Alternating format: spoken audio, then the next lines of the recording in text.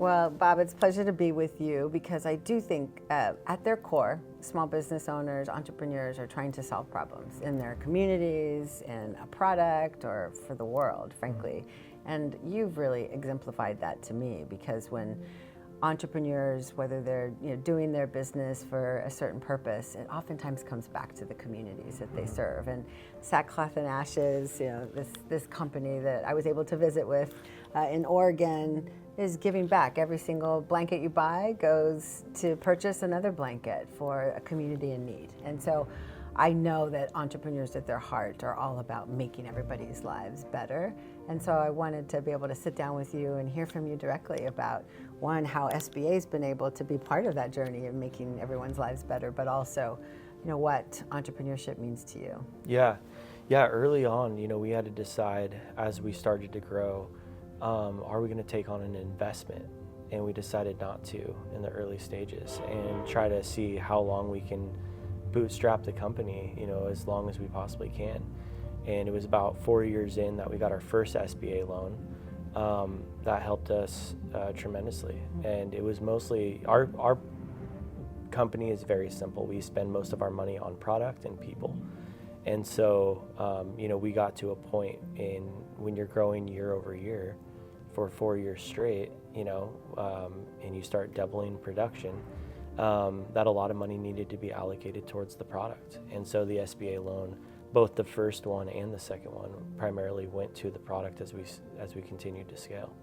That's amazing. Well, and I know a lot of what small business owners do is collaborate with each other to really, boost up, each other's businesses, their communities. And so I love these collaborations like you did with Navajo Nation, the Dene Weavers here, and really ensuring that there's joint action locally to really help build communities. And I don't know if you want to talk a little bit about that localism and giving back to the community that you do. Yeah, so our company model is for every blanket that we sell, we donate a blanket to your local homeless shelter.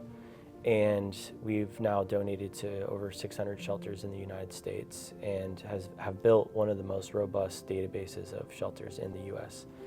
And as we started donating blankets, normally we ship them to the shelters and we donate based on zip code.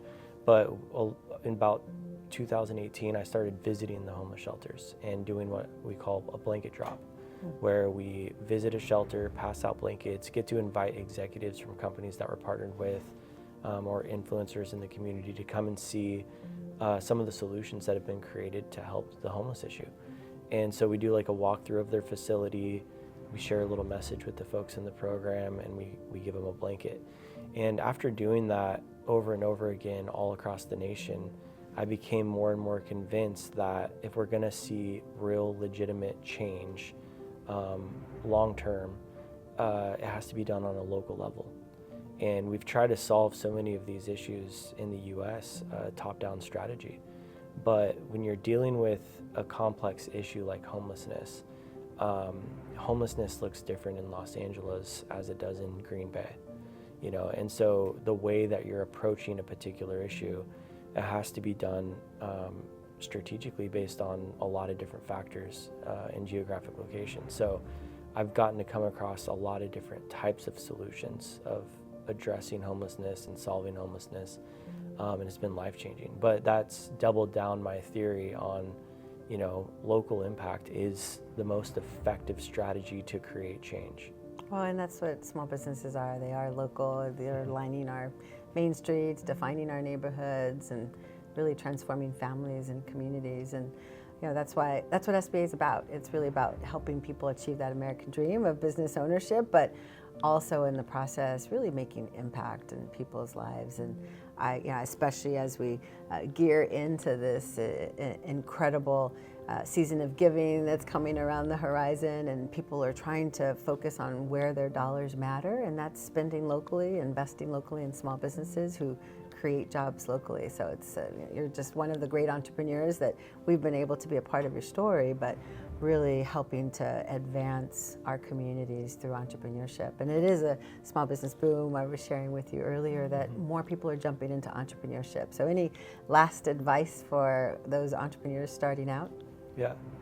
Yeah, I mean, this country was built on the backbone of small businesses. And small businesses in America, it's been a difficult last decade, as a lot of companies have grown and big have eaten small for so long.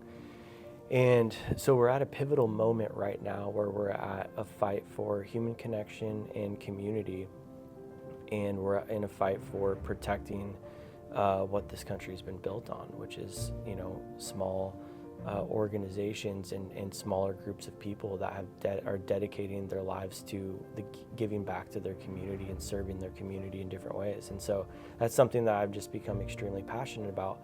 And I do think that the question that leaders should be asking the most right now on any level is, what is the most effective strategy? There's so many different ways that we can approach issues, but what is the most effective strategy?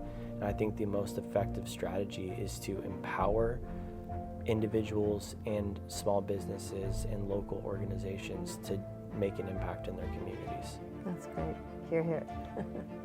Well, thank you. Thanks for joining me. Thank you for the beautiful products that you deliver and the impact you have in community. Yeah, thanks for being such a huge part in our company's narrative. That's great.